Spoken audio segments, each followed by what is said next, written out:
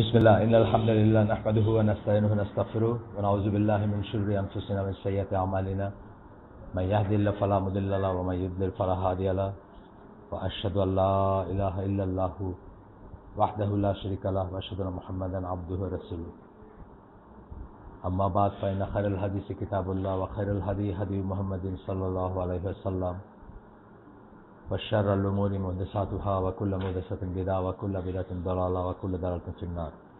আসসালামু আলাইকুম ওয়া রাহমাতুল্লাহি ওয়া বারাকাতুহু। আমরা গতদিন একটা চ্যাপ্টার শেষ করছিলাম, যেটা ছিল কিভাবে রুলিং ডেরাইভ করতে হবে, ফতোয়া অথবা মতামত বা ফিক জানতে হবে কিভাবে, সেটার উপর আজকে আমরা যে বিষয়টা পড়বো, যে সাবহেডিংটা, সেটা হচ্ছে the obligation two ওবে Muslim leaders with regard to that which is right and proper. যেটা সঠিক এবং যেটা শরীয়তসম্মত, সেই ব্যাপারে মুসলিমদের লিডার বা মুসলিমদের কমিউনিটি লিডার যে বা দেশের লিডার যে, তাকে মান্য করার, তার আনুগত্য করার যে বাধ্যবাধকতা আছে ইসলামে, সেটা নিয়ে আজকের আলোচনা। আমাদের দেশের প্রচলিত দিন শিক্ষা বা প্রচলিত যেভাবে আমরা দিন শিখে বড় হই, সেখানে এই জিনিসগুলা মোটেই অ্যাড্রেস করা হয় না, আমরা জানি না। যে জন্য আমরা প্রচলিত পলিটিক্সে, আপনি বাংলাদেশে দেখবেন যে 80টার উপরে ইসলামী দল আছে। এই যে ইসলামী পলিটিক্স, সকল ইসলামী দলবাজি যেটাকে বলে, এটা একেবারেই গ্রহণযোগ্য না ইসলামের পয়েন্ট অফ ভিউ থেকে। কিন্তু এগুলো আমরা শিখি না কোনোদিন, আমরা জানি না যে এগুলা কেন গ্রহণযোগ্য না, আল্লাহ রাসূল কি বলে গেছেন এই সম্বন্ধে, বা একটা লিডারের এগেনস্টে দাঁড়াইতে হলে কারা দাঁড়াবে, কখন দাঁড়াবে, কেন দাঁড়াবে, কতটুকু সীমা অতিক্রম করলে দাঁড়াবে, এগুলো কিছুই আমরা শিখি না।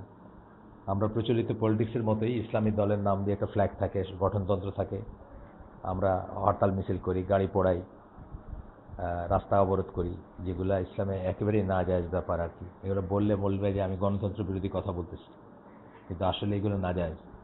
প্রোভাইডেড লিডারটাকে মুসলিম বলা যায়, জাস্ট দেয়ার মুসলিম বলা গেলেও তার প্রতি আনুগত্যটা খুব কঠিন একটা আনুগত্যের মানে দাবি রাখে ইসলাম।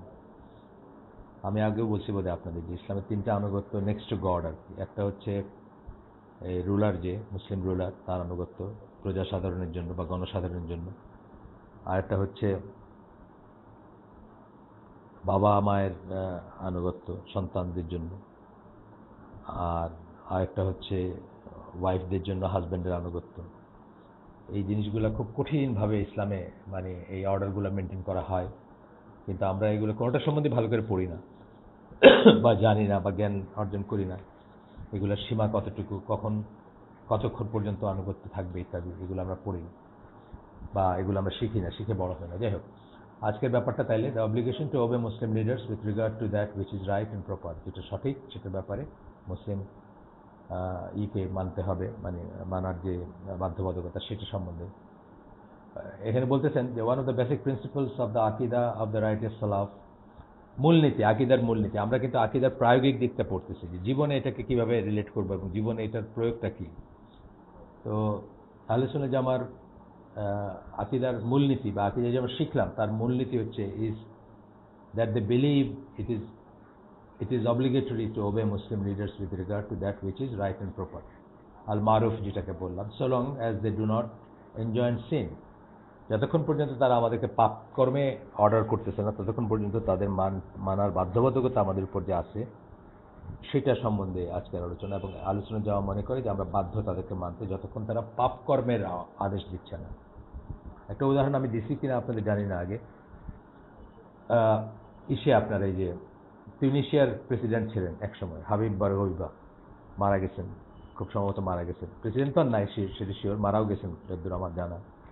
এনিওয়ে, উনি জাতীয়তাবাদী লিডার ছিলেন এবং উনি তিউনিশিয়া স্বাধীন হওয়ার পরে একটা সময় দেশ গঠনের, অফকোর্স যে কোনো দেশ স্বাধীন হলে তাদের দেশ গঠনের একটা আর্জ থাকে।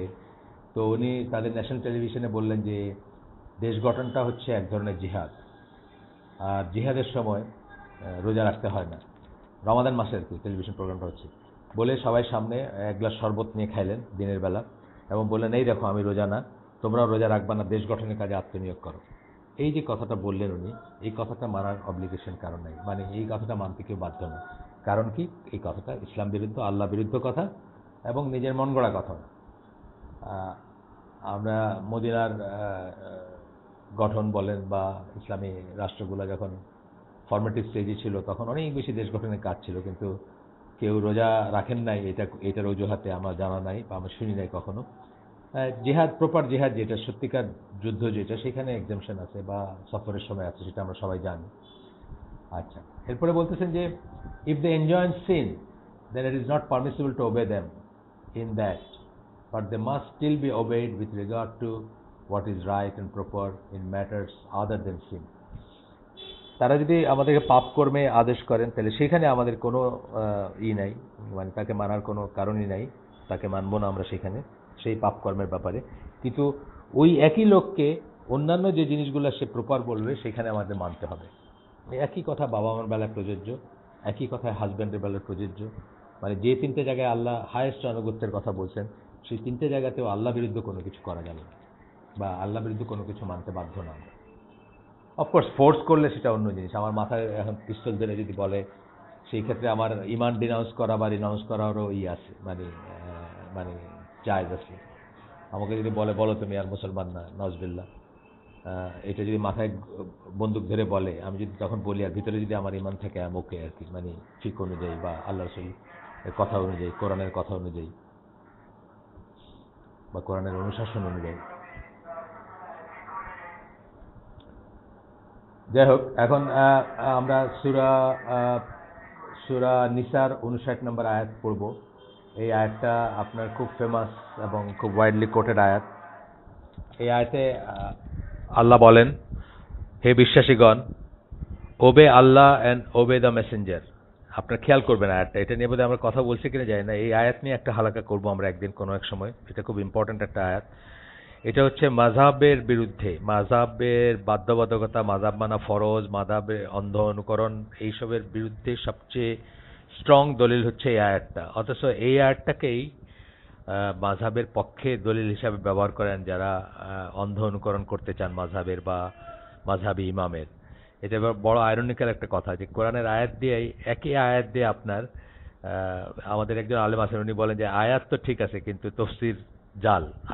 আয়াত শুদ্ধ, তফসির জাল বা তফসির ভুল বা তফসির উদ্দেশ্য প্রণোদিত।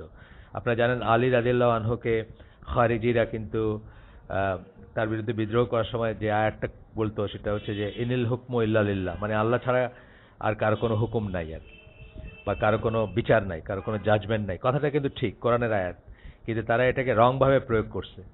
তারা আলী রাদিয়াল্লাহু আনহু সিফিনের যুদ্ধের সময় আরবিট্রেশন বা মধ্যস্থতায়, মানে সালিশে রাজি হয়েছিলেন, তখনই তারা তার বিরুদ্ধে বিদ্রোহ করলো। এবং বিদ্রোহ আগে থেকেই শুরু হয়েছিল, বাট তখন তারা প্রকাশ্যে করতে শুরু করলো যে আপনি তো কাফের হয়ে গেছেন, বিকজ আল্লাহ ছাড়া কারো কোনো বিধান মানে জাজ করার কোনো রাইট নাই। তো আপনি তো খলিফা, আপনি আল্লাহর প্রতিনিধি, আপনারই চূড়ান্ত সে ছিল, আপনি এখানে সালিশে কেন বসলেন? তার মানে আপনি মানুষের বিচার, মানুষের সালিশকে আল্লাহর বিচারের উপরে প্রাধান্য দিলেন। সো আপনি কাফের হয়ে গেছেন, আপনি তওবা করেন এবং আবার মুসলমান হন, এই ধরনের ব্যাপার আর কি। মানে তখন আলী রাদিয়াল্লাহু আনহু বলছিলেন যে আয়াতটা সত্য, কোরআনের আয়াত, কিন্তু এটার ভুল, প্রয়োগটা ভুল। সো একই রকম ভাবে এই আয়াতটা আপনারা মনে রাখবেন, আমি কখনো এক সময় ইনশাআল্লাহ এটা নিয়ে ডিটেইলস আলোচনা করব, আল্লাহ যদি তৌফিক দেন আমাকে। তো এই আয়াতটা আপনার খুবই ইম্পর্টেন্ট একটা আয়াত, এটার প্রতিটা ওয়ার্ড খেয়াল করে শোনা উচিত। এখানে কিন্তু ওবে আল্লাহ অ্যান্ড ওবে দ্য মেসেঞ্জার, ওবে কথাটা দুইবার ইউজ করছেন, মানে আরবিকও তাই। আতিউল্লাহ ওয়া আতিউর রাসূলা দুইবার ইউজ করছেন ওবে কথাটা। একবার হইলেই হয়তো, কিন্তু একটা ব্র্যাকেটের ভিতরে ঢুকাইতে পারতেন, কিন্তু দুইবার ইউজ করার রিজনস আছে, এগুলো আমরা পড়বো যখন ওই আয়াতটা সম্বন্ধে পড়বো ইনশাআল্লাহ আগামীতে। এখন শুধু শোনেন। তারপরে বলতেছেন অ্যান্ড বলতেছেন, এখানে কিন্তু তার ওবে শব্দটা ইউজ করেন নাই। And those of you who are in authority, এবং তোমাদের ভিতর তাদেরকে ওবে করো আর কি, মানে ইমপ্লিকেশনটা এটাই, তাদেরকে ওবে করো বা তাদেরকে মান্য করো যারা কর্তৃত্বের অধিকারী। এই কর্তৃত্বের অধিকারীর প্রথম অর্থটা হচ্ছে শাসক, আর পরবর্তী অর্থ আসবে যে ধরেন রিলিজিয়াস লিডার বা আলেম যারা, তারা, কিন্তু প্রথম অর্থ হচ্ছে শাসক। এরপরে বলতেছেন শাসক বা আমির আর কি। এরপরে বলতেছেন কিন্তু তোমরা যদি তোমরা যদি and if you differ in anything amongst yourselves, তোমাদের মধ্যে যদি কোনো কিছু নিয়ে মতবিরোধ দেখা দেয়, refer it to Allah and His Messenger, তাহলে সেটাকে আল্লাহ এবং আল্লাহ রাসূলের কাছে নিয়ে যাও। If you believe in Allah and in the last day, যদি তোমরা আল্লাহ এবং আখিরাতে বিশ্বাস করো, এটা কিন্তু এইভাবে যখন বলা হয় তখন এটা ঈমানের শর্ত হয়ে যায়। যে কথাটা এইভাবে বলেন আল্লাহ, সেটা ঈমানের শর্ত হয়ে যায়। That is better and more suitable for final determination, এটা শেষ বিচারের জন্য বা শেষ ফয়সালার জন্য বেটার। তার মানে এই কথাগুলো আমরা দেখি, আল্লাহকে মানতে বললেন, রাসূলকে মানতে বললেন, আর মানতে বললেন আমাদের ভিতরে যারা কর্তৃত্বের অধিকারী। প্রথম অর্থটা হচ্ছে শাসক, যেটা বললাম আমি। তারপরে বলতেছেন যে যদি কোনো কিছু নিয়ে ডিফারেন্স হইতে পারে, শাসকের সাথে আমাদের একটা ডিফারেন্স হইতে পারে, কখনো হইতে পারে, তখন সেটাকে কি বলছেন যে আল্লাহ এবং আল্লাহ রাসূল মানে কোরআন হাদিসের কাছে নিয়ে যাও এবং সেখানে যে জাজমেন্ট আছে সেই অনুযায়ী করো। আপনারা জানেন যে আলী রাদিয়াল্লাহু আনহু একটা ফেমাস আছে, ওনার একটা বর্মের ব্যাপারে একজন ইহুদির সাথে একটা কেসের ব্যাপার আছে। উনি কিন্তু বর্মটা ওনারই ছিল, কিন্তু উনি কেসটা হেরে গেছিলেন শরিয়া মানে কাজীর কোর্টে। ওনার প্রমাণের অভাবে উনি কিন্তু কেসটা হেরে গেছিলেন। এই যে ব্যাপারটা যে একজন খলিফাকেও একজন সাধারণ মানুষ কোর্টে নিয়ে যেতে পারত বিচারের জন্য, আর সেই বিচারটা হবে কি আল্লাহ এবং আল্লাহ রাসূলের ক্রাইটেরিয়াতে, অর্থাৎ কোরআন এবং হাদিসের ভিত্তিতে হবে। যাই হোক, এই কথাটাই বলা হয়েছে এখানে। তাই এখানে দেখতেছি আমরা যে সরাসরি শাসককে মানার, আল্লাহ এবং রাসূলের পরে শাসককে মানার একটা আছে, অর্ডার আছে। এবং তারপরে আল্লাহ বলতেছেন যে যদি ডিফার করি আমরা কাজীর কাছে, বা কাজী বলতে মানে কোরআন সুন্নাহর কাছে নিয়ে যাব। যাই হোক, এরপরে রাসূল সাল্লাল্লাহু আলাইহি ওয়াসাল্লাম একটা হাদিস আসতেছে, এটা হচ্ছে বুখারী এবং মুসলিমের হাদিস। শুনেন, খেয়াল করে শুনেন হাদিসটা, বিকজ এটাতে অর্ডারটা মানে যেই মানে পর্যায়ক্রমে যেভাবে বলা হয়েছে এটা খুব ইম্পর্টেন্ট। কি বলতেছেন রাসূল সাল্লাল্লাহু আলাইহি ওয়াসাল্লাম? বলতেছেন, হুয়েভার ওবেজ মি ওবেজ আল্লাহ, যে আমাকে মানলো সে আল্লাহকে মানলো। এটা আমরা কোরআন থেকে দলিল পাইছি, কোরআনে দলিল আছে, আপনাদের বলছি, আগেও বলছি, সূরা নিসার ৮০ নম্বর আয়াত। আচ্ছা, যে আমাকে মানলো সে আল্লাহকে মানলো, রাসূল বলতেছেন। অ্যান্ড হুয়েভার ডিসঅবেজ মি ডিসঅবেজ আল্লাহ, যে আমাকে অমান্য করে সে আল্লাহকে অমান্য করে। এটা ওই একই দলিল থেকে আসছে, আরও দলিল আছে। যাই হোক, whoever obeys the leader obeys me, যে তার নেতাকে মানলো, অর্থাৎ মুসলিম শাসককে বা মুসলিম আমিরকে যে মানলো, মুসলিম আমিরকে যে মানলো সে আমাকে মানলো। হুয়েভার ডিসঅবেজ দ্য লিডার ডিসঅবেজ মি, আর মুসলিম আমিরকে যে অমান্য করলো সে আমাকে অমান্য করলো। তার মানে কি, প্রকারান্তরে আল্লাহর সাথে এটা টাইড আপ হইল। রাসূলকে অমান্য করা মানে আল্লাহকে অমান্য করা, রাসূলকে মানা মানে আল্লাহকে মানা। তাহলে লিডারের এইটাকে এত ইম্পর্টেন্স দিয়েছেন রাসূল, যে লিডারকে যে অমান্য করলো সে আমাকে অমান্য করলো, এরকম। এখন আপনি প্রশ্ন করতে পারেন, আমরা পরবর্তীতে পড়বো এটা, প্রশ্ন করতে পারেন যে সেই লিডার কে? সেই লিডার কি আমাদের এই সমস্ত এখনকার সকল তথাকথিত মুসলিম দেশ যেগুলা কাফের মুশরিকের কথায় পরিচালিত হয়, সেসব দেশের লিডাররাও কি সেই লিডার যার কথাই করতে হবে? হ্যাঁ, এটা আমরা দেখব পরবর্তীতে, যে যতক্ষণ মুসলমান বলা যায় কাউকে, যতক্ষণ মুসলিম বলা যায় ততক্ষণ তাকে মানতে হবে। এখানে আমরা অনেক ভুল করি, আমরা আমরা অনেক সময় অনেক ভুল করি, যেটা ঠিক না, বা যেটা আমরা জানি না বলে করি, সোজা কথা। আচ্ছা, এখানে তারপরে আসতেছে, অ্যান্ড হি সাল্লাল্লাহু আলাইহি ওয়াসাল্লাম সেড, এবং রাসূল সাল্লাল্লাহু আলাইহি ওয়াসাল্লাম আরও বলতেছেন। এই হাদিসটা ছিল যেমন বললাম বুখারী মুসলিমের। এখন যে হাদিসটা পড়বো সেটা হচ্ছে বুখারীর। সেখানে রাসূল সাল্লাল্লাহু আলাইহি ওয়াসাল্লাম বলতেছেন, hear and obey, even if the one appointed over you as is an Abyssinian slave with a head like a raisin. Abyssinian মানে ইথিওপিয়ান কৃতদাস যদি হয়, যার মাথা একটা ক্রিসপিসের মতো, বলতে বোঝাইছে ওদের মাথাগুলা ছোট হয়, একটু কালো হয়, এবং আপনার উপরে যে চুলগুলা দেখতে মানে কিসমিসের সাদৃশ্য, সেটা বলতেছেন আপনি, কিসমিসের সাথে সদৃশ্য, সেটা বলতেছেন। যে যদি তোমাদের উপরে লিডার বানায় দেওয়া হয় মানে এটা যে প্রসিডিউর আছে সেই প্রসিডিউরে যদি হয়, বা আল্লাহর স্যাংশন যদি হয়, সেটাই বোঝাতে চাইছেন। যে একজন আবিসিনিয়ান স্লেভ, কৃতদাস যদি হয়, তবুও তার কথা শোনো এবং তাকে মান্য করো। এটাই এই একই ধরনের কথায় আরেকটা হাদিস আসতেছে, একই ধরনের ঠিক না, মানে আরেকটা হাদিস আসতেছে, প্রথম কথাগুলো একই রকমের। এটা হচ্ছে মুসলিমের হাদিস, এর আগেরটা বুখারীর, এটা মুসলিমের। Hear and obey the leader, তোমাদের নেতাকে নেতার কথা শোনো এবং মান্য করো। Even if your back is struck and your wealth is taken away hear and obey, এমনকি তোমার পিঠে যদি দুই ঘা লাগায় এবং তোমার সম্পদ যদি নিয়ে নেয়, তবুও তাকে মান্য করো। এই যে সম্পদ নিয়ে নেয় বলতে কি বোঝানো হয়েছে? ধরেন আপনার এক টুকরা খুব প্রাণে ধরে আপনি পেলে পুষে রাখছেন এক টুকরা জমি, আপনার একমাত্র সম্পদ ধরেন, বা আপনার উত্তরাধিকার সূত্রে আপনি পাইছেন। এখন হঠাৎ করে গভর্নমেন্ট ডিসাইড করলো যে এখানে একটা পাওয়ার স্টেশন বসাবে এবং এটা ওয়েলফেয়ার, সোশ্যাল ওয়েলফেয়ার বা রাষ্ট্রীয় কল্যাণের জন্য এটা জরুরি, আপনার জমিটা নিয়ে নিল। এখানে বলছেন যে তথাপি তাকে মান্য করতে বলছেন।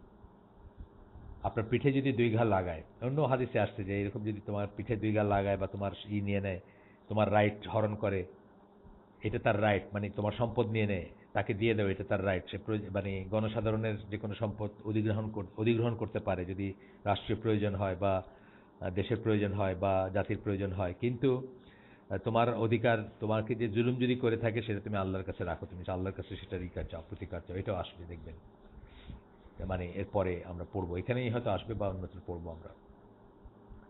আরেকটা হাদিস আসতেছে, এটা মুসলিমের হাদিস, যেখানে আল্লাহ রাসূল সাল্লাল্লাহু আলাইহি ওয়াসাল্লাম বলেন, whoever dislike something about his leader, যে তার নেতা সম্বন্ধে কোনো কিছুকে অপছন্দ করে, let him bear that with patience, সে যেন সেটা ধৈর্য সহকারে সহ্য করে।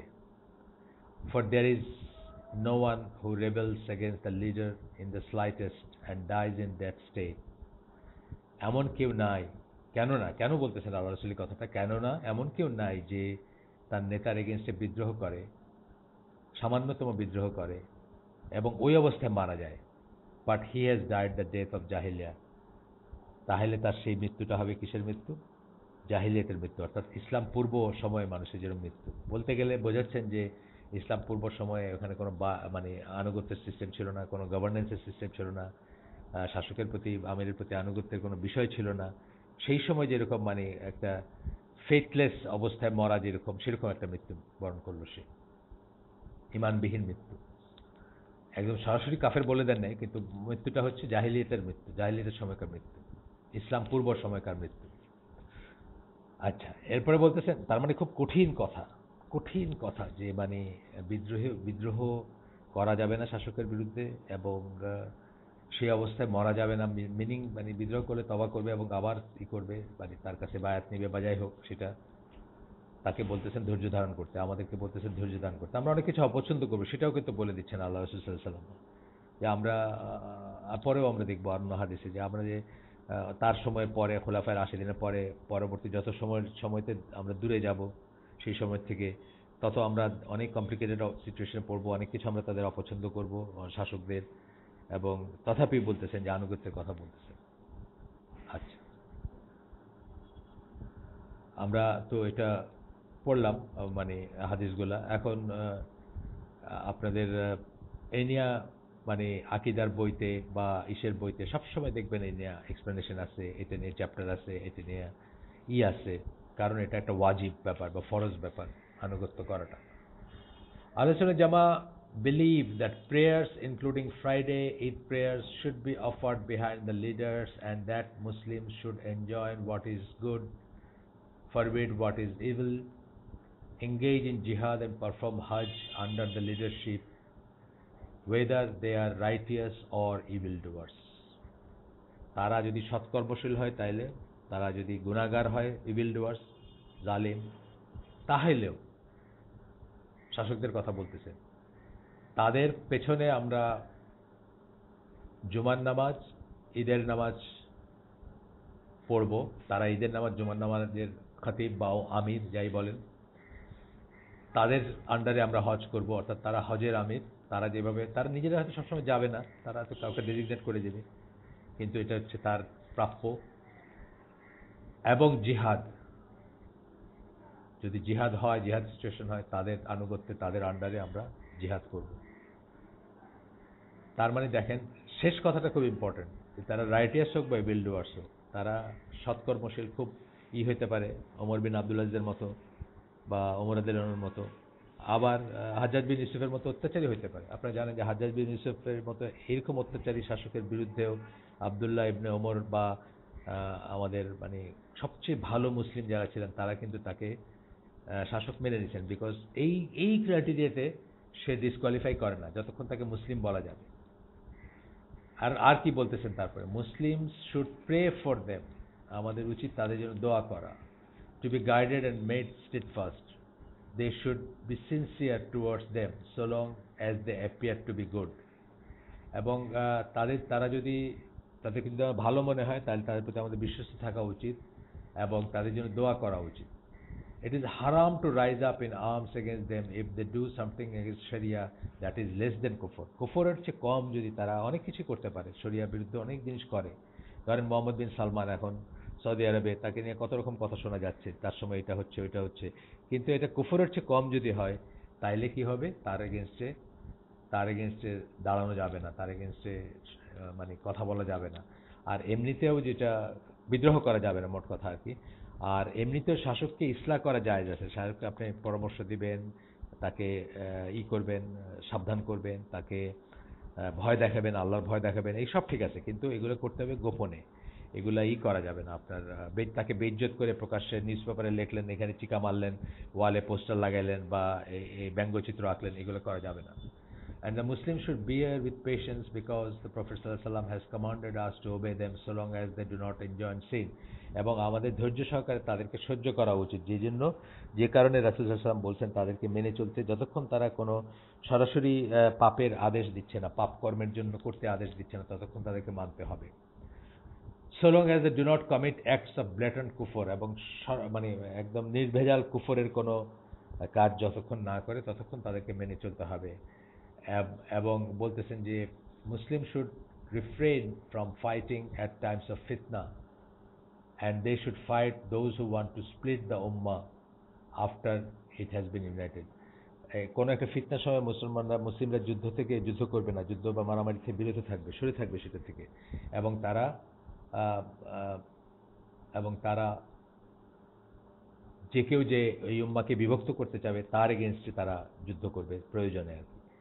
তো এটা দেখেন, এই ফিতনার সময় যেমন ধরেন যখন ওসমান রাদিয়াল্লাহু হত্যা করার একটা প্লট চলতেছে, তখন অনেক সাহাবী, দুইটা পক্ষ হয়ে গেল, তখন অনেক সাহাবী ঘরের দরজা বন্ধ করে রাখতেন, ঘর থেকে বের হতেন না ফিতনার ভয়। তারা তো জানতেন না যে আলটিমেটলি কি হতে যাচ্ছে বা বাট এই যে একটা কানা ঘুষা এটা সেটা চলতেছে, অনেক সাহাবী সেটা থেকে দূরে রাখতেন নিজেকে, এই লাইনটা ফলো করে দূরে রাখতেন যে Muslim should refrain from fighting at times of ফিতনা। ফিতনা কথাটার অনেক মিনিং আছে, তবে সবচেয়ে প্রাথমিক মিনিং যেটা সেটা হচ্ছে যখনই বলা হয় যে সত্য থেকে মিথ্যাকে যখন আলাদা করা যায় না, কোনটা সত্য আর কোনটা মিথ্যা সেটা জানা যায় না। আচ্ছা, এরপরে আসেন আমরা একের পর এক হাদিস পড়ব। প্রথমে মুসলিমে একটা হাদিস পড়তেছি, সেটাতে আল্লাহ রাসূল সাল্লাল্লাহু আলাইহি ওয়াসাল্লাম বলেন, the best of your leaders are those whom you love and who love you. তোমাদের সবচেয়ে ভালো নেতা তারা যারা তোমাদেরকে ভালোবাসে, তোমরা যাদেরকে ভালোবাসো এবং তারাও তোমাদেরকে ভালোবাসে। Who pray for you and you pray for them, যারা সেই সমস্ত লিডার যারা তোমাদের জন্য দোয়া করে আল্লাহর কাছে, তোমরা তাদের জন্য দোয়া করো। আছে না এরকম লিডার? আছে, ছিল, আছে, আমাদের দেশেও ছিল, আমাদের দেশেও আছে, একসময় ছিল বা এখনো আছে, হয়তো কম, যতদিন যাবে কমবে, কিন্তু আমরা তো দেখছি যে লিডারদের জন্য মানুষ দোয়া করতেছে, লিডারের জন্য মানুষ কাঁদতেছে, একদম মন থেকে কাঁদতেছে, ভেউ ভেউ করে কাঁদতেছে, সেটাও আমরা দেখছি। একজন লিডার মারা গেছে, তার জন্য কাঁদতেছি, দেখছি আমরা। The worst of your leaders are those whom you hate and who hate you. সবচেয়ে খারাপ তোমাদের নেতা বা নেত্রী তারা যাদেরকে তোমরা ঘৃণা করো, তারাও তোমাদের ঘৃণা করে। whom you curse and they curse you, যাদেরকে তোমরা অভিশাপ দেয় এবং তারাও অভিশাপ দেয়। এটাও আমরা দেখছি, এই দেশেই দেখছি আমরা যে নেতা নেত্রীকে মানুষ অপছন্দ করে, তারাও মানুষজনকে অপছন্দ করে। তারা বলে যে এই দেশের মানুষকে বিশ্বাস করা যায় না, বা এই দেশের মানুষ বিশ্বাসঘাতক বা ইত্যাদি ইত্যাদি। এবং তারা তাদেরকে কার্স করে, মানুষ তাদেরকে কার্স করে, তারাও মানুষকে কার্স করে, অভিশাপ দেয়, সেটাও দেখছি আমরা।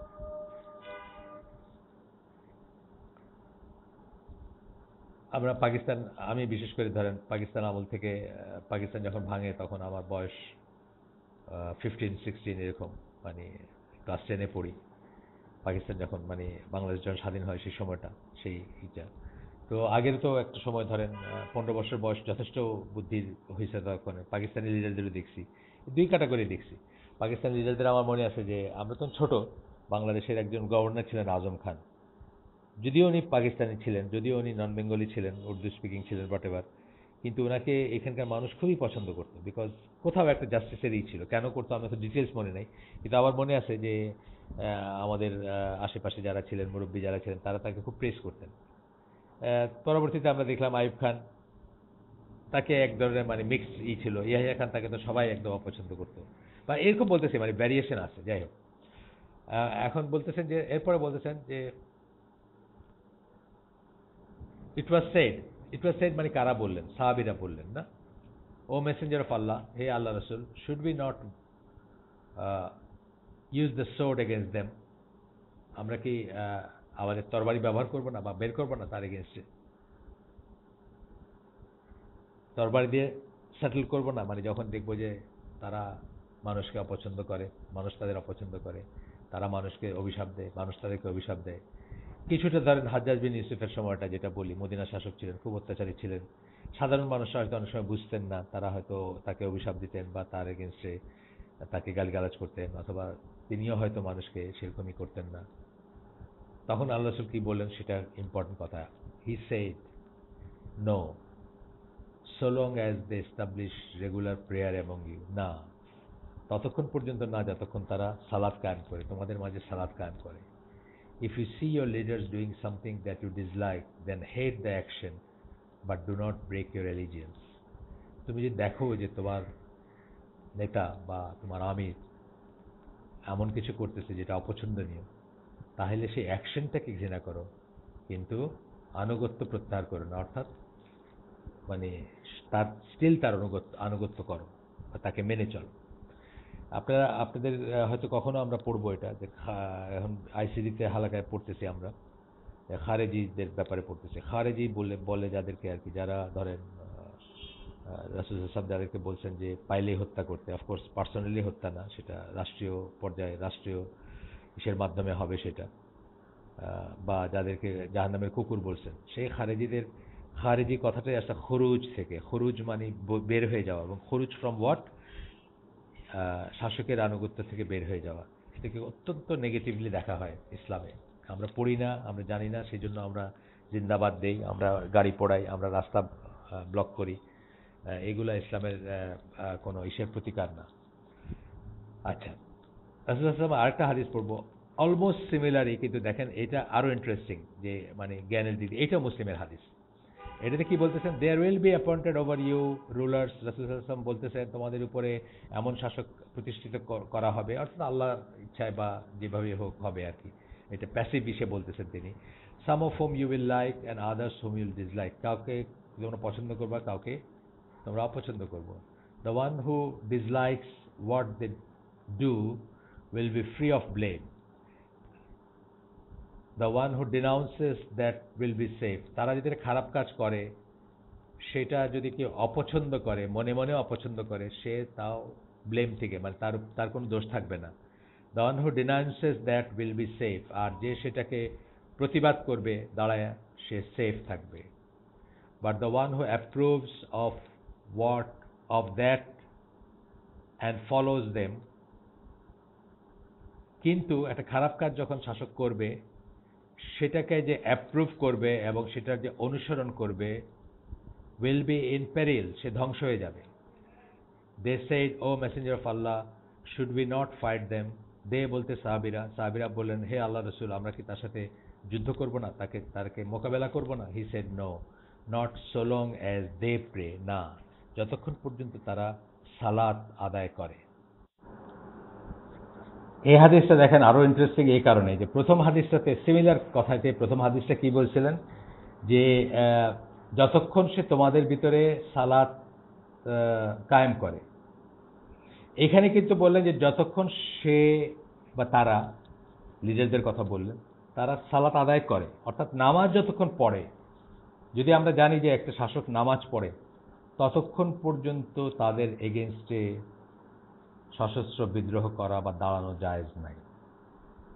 আর যদি কখনো কোনো শাসককে রিমুভ করার প্রয়োজন হয়, সেটা হইতে পারে, হবে না যে আমি তা বলতেছি না, তাহলে সেটা ডেফিনিট প্রসিডিওর আছে ইসলামে, সেটাও আমরা জানি না। সেটাও আমরা জানি না। আপনারা জানেন যে সৌদি আরবের, আমরা বলছি বোধহয় আগেও, যে সৌদি আরবের এই যে সালমান বিন আব্দুল আজিজ, ইনি তো আসলে আব্দুল আজিজের ছেলে, আব্দুল আজিজ বিন সৌদ যে তার ছেলে। তো আব্দুল আজিজ ছিলেন এই এই রাজত্বের প্রতিষ্ঠাতা বলতে পারেন, এখনকার যে চেইনটা চলছে সেটার প্রতিষ্ঠাতা। তার মারা যাওয়ার পরে তার প্রথম ছেলে সৌদ বিন আব্দুল আজিজ কিন্তু সৌদি আরবের রাজা হন, বাদশাহ হন। তাদের মজলিসের শুরা আছে, এখনো আছে, তখনও ছিল। তারা সবাই মিলে ডিসাইড করেন কে যোগ্য বা কেই হবেন, সেইভাবে তাকে তিনি হন, বা উনি বড় ছেলে হিসাবে হন, যাই হোক যেভাবে আসে। কিন্তু একটা সময় পরে দেখা গেল যে উনি রাষ্ট্রকর্মে দক্ষ না, বরং ঘুমায় থাকেন, মদ খান বা ইত্যাদি এই রকমের জিনিসপত্র বের হইল। এবং তারপরে কিন্তু সেই সুরাই তাকে আলেমদের সমন্বয়ে গঠিত, আমরা আলেমরাও আছেন এবং অন্যরাও আছেন ইম্পর্টেন্ট যারা। এটা ইমাম নওয়াবী বলছেন, এদের কথা বলছেন, এই পিপল হু টাই অ্যান্ড আনটাই, যারা বাঁধে এবং খোলে, যারা বাঁধে এবং খোলে বলছেন। বাধা মানে হচ্ছে আপনি জানেন যে কোনো কিছু টাই অ্যান্ড আনটাই মানে, অর্থাৎ যাদের বাধা খোলার রাইটটা আছে। সেটার এক্সপ্লেনেশনে আসছে যে মুজতাহিদ আলেম যারা ইজতিহাদ করতে পারেন, যেসব আলেম তারা, এবং গোত্রপতিরা। গোত্রপতি বলতে ধরেন সৌদি আরবে যেমন কিছু কিছু ডাইনেস্টি আছে, গোত্র আছে তাদের, সেসব গোত্রের যারা আমির তারা ইম্পর্টেন্ট, তাদের সেটা ইম্পর্টেন্ট, তাদেরকে তাদের জনগণ ফলো করে। যেমন কাহতানি আছে, গামদি আছে, বা এই ধরনের আপনার সৌদি আরবে গেলে বুঝবেন যে বেশ কিছু আছে তাদের, হ্যাঁ, বেশ কিছু নামে বুঝবেন যে এরা এই বংশের, এরা ওই বংশের। তামিমি আছে, বা এই ধরনের আরও নাম আছে বংশের। তো তাদের গোত্রপতি যারা, তারা ইম্পর্টেন্ট, তাদের কথাটা মানুষ কেয়ার করে বা মানুষ মান্য করে, তাদের আন্ডারে তাদের গোত্রে যারা। সুতরাং গোত্রপতিরা এবং মুজতাহিদ আলেমরা তারা হচ্ছেন পিপুল হু টাই অ্যান্ড আনটাই। তো এদেরই সমন্বয়ে আসলে মজলিসে শুরা গঠিত হয়। সেই মজলিসে শুরা ডিসাইড করে যদি কোনো একটা ক্রাইসিস দেখা যায়, বা এমনই অদক্ষ কোনো যাকে ইসলামী পয়েন্ট অফ ভিউ থেকে ডিপোজ করা যায়, তখন তারা তাকে ডিপোজ করছিল, ওই যে সৌদ বিন আব্দুল আজিজকে। এবং তারপরে তার পরবর্তী ছিলেন ফয়সাল বিন আব্দুল আজিজ, তাকে তারা রুলার হিসাবে নিয়োগ দেন, বা রুলার হিসাবে তার বায়াত নেন আর কি। তো এটা হচ্ছে যে যেটা বলতেছিলাম যে মানে কত দেখেন যে ডিপোজ যে করা যাবে না তা না, কিন্তু যতক্ষণ নামাজ পড়তেছে বা সালাত আদায় করতেছে ততক্ষণ পর্যন্ত কারো এগেনস্টে অস্ত্র ধারণ করা যাবে না, বিদ্রোহ করা যাবে না। এটা হচ্ছে জেনারেল রুল। তাহলে আমাদের দেশে দেখেন, আমরা আমাদের যেসব জিন্দাবাদ, আমাদের যেসব সংগ্রাম আন্দোলন, এটা দেখবেন অনেক কিছুই জাস্টিফাইড না, এবং অনেক কিছুই জাস্টিফাইড তো নয়, বরং বড় ধরনের আপনার গুনার কাজ, যে পাবলিক লাইফ ডিস্ট্রাকশন, ট্রেন বন্ধ, কারো ফ্লাইট আছে, কারো হসপিটাল যাওয়া আছে, সে বাসের জন্য যেতে পারতেছে না, বা গাড়ির জন্য গাড়ি পাওয়া যাচ্ছে না, বা জ্বালাও পোড়াও চলতেছে, মানুষের সম্পদ নষ্ট হচ্ছে, রাষ্ট্রের সম্পদ নষ্ট হচ্ছে। এই জাতের যত কাজ যে গভর্নমেন্টেরই সময় হোক, সেটা আমি বলতেছিলাম, এ আর বি, এ করলে ভালো, বি করলে খারাপ, সেটা আমি বলতেছিলাম। দুনিয়ায় যেখানে এই ধরনের যত কাজ হয়, অলমোস্ট সবই দেখবেন যে এন্টি ইসলামিক বা আল্লাহ বিরুদ্ধ কাজ। আর এই জন্যে আমাদের জীবনে, আমাদের সমাজে, আমাদের রাষ্ট্রে বারাকা আসে না, কোনো বরকত আসে না আল্লাহর কাছে, কারণ আমরা আল্লাহর বিধানগুলোকে মেনে চলি না। আজকের জন্য এখানে শেষ করে দিই আমরা। সুবহানাক আল্লাহুম্মা বিহামদিকা আশহাদু আল্লা ইলাহা ইল্লা আনতা আস্তাগফিরুকা ওয়া আতুবু ইলাইক। আমরা যে শুনলাম তার ভিতর ভালো কিছু শুনে থাকলে সমস্ত প্রশংসা আল্লাহর, খারাপ কিছু শুনে থাকলে সমস্ত ব্যর্থতা আমার, এবং সেটা শয়তানের তরফ থেকে। আমরা যা ভালো শুনলাম সেটা আমাদের জীবনে যেন ইমপ্লিমেন্ট করতে পারি, আমরা যেন শিক্ষা নেই এখান থেকে। প্রচলিত রাজনীতিতে আমরা যেন বুঝি, আমরা যে চিন্তা করি যে প্রচলিত রাজনীতি আসলে কোনো মুসলমানের জন্য জায়েজ না, বা এইভাবে করা উচিত না, যেভাবে আমাদের দেশে বা অন্যান্য মুসলিম দেশেও যেভাবে রাজনীতি করা হয়। এবং এটা যদি আমরা জানতাম, এটা যদি আমরা শিখতাম, বা এটা যদি শিখে বড় হইতাম, তাইলে আমরা কিন্তু ইসলামী রাজনীতি নিয়ে অনেক প্রশ্ন করতাম না। কিন্তু আনফর্চুনেটলি আমরা সেটা না শিখে আমরা এই খোমেনিকে আমাদের আদর্শ বানাইছি। খোমেনির বিপ্লবের অনুসরণ করে বাংলাদেশে বা অন্যান্য মুসলিম দেশে অনেকে মানে বিপ্লব সাধন করতে চান ইসলামী দেশগুলোতে। বিপ্লবের কোনো অস্তিত্ব ইসলামী লিটারেচার নাই, আপনার পড়াশোনা করলে জানবেন আর কি। যেটাকে আমরা বিপ্লব বলতে বোঝাই, এটার কোনো অস্তিত্ব ইসলামী লিটারেচার নাই। ইটস ভেরি আনফর্চুনেট যে আপনার আমার দেশে অনেক ইসলামী দল আছে যারা মনে করে যে এটাই দুনিয়ার সবচেয়ে ইম্পর্টেন্ট কাজ, বিপ্লব সাধন করা, এবং কুদেতা যেটাকে আমরা বলি, যেটাকে বলি, যেটাকে অভ্যুত্থান বলি, অভ্যুত্থানের মাধ্যমে ইসলাম প্রতিষ্ঠা করা, নজবিল্লাহ, এটার কোনো অস্তিত্ব ইসলামে নাই, ইসলামের লিটারেচারে নাই। আপনারা রাসূল সাল্লাল্লাহু আলাইহি ওয়াসাল্লামের লাইফ দেখলেই বুঝবেন যে রাসূল সাল্লাল্লাহু আলাইহি ওয়াসাল্লাম 12-13 বছর মদিনায়, মক্কায় তার প্রাথমিক জীবনে একটি হাদিস পাবেন না আপনি, একটা হাদিস বের করতে পারবেন না যেখানে বলছেন যে চলো আমরা মক্কার শাসকদেরকে বা মক্কায় যারা এসে আছে, তখন তো মক্কায় ছিলেন না, তাদেরকে ডিপোজ করে ক্ষমতা দখল করে এখানে ইসলাম প্রতিষ্ঠা করি। একটা হাদিস পাবেন না আপনি যেখানে আল্লাহ রাসূল সাল্লাল্লাহু আলাইহি ওয়াসাল্লাম এটা বলছেন। বরঞ্চ উল্টাটা, তারা যখন তাকে বলছে যে তুমি রাজা হইতে চাও, আমরা তোমাকে আমাদের বানাই দিব, লিডার বানাই দিব, কি চাও তুমি বলো, খালি তুমি এই সব করো না যা করতেছো। উনি বলছেন যে আমার ডান হাতে সূর্য আর বা হাতে চাঁদ এনে দিলেও, চন্দ্র এনে দিলেও আমি যা বলি তার থেকে আমি সরে যাব না, বা আমার আর কিছুই চাই না, মানে এটা থেকে আমি সরবো না, যে দাওয়াত উনি দিচ্ছিলেন বা এই করতেছিলেন। আমার এটা বললাম আমি আপনাকে। তো আমরা এটা মনে রাখবো ইনশাআল্লাহ। আসসালামু আলাইকুম ওয়া রাহমাতুল্লাহি ওয়া বারাকাতুহু।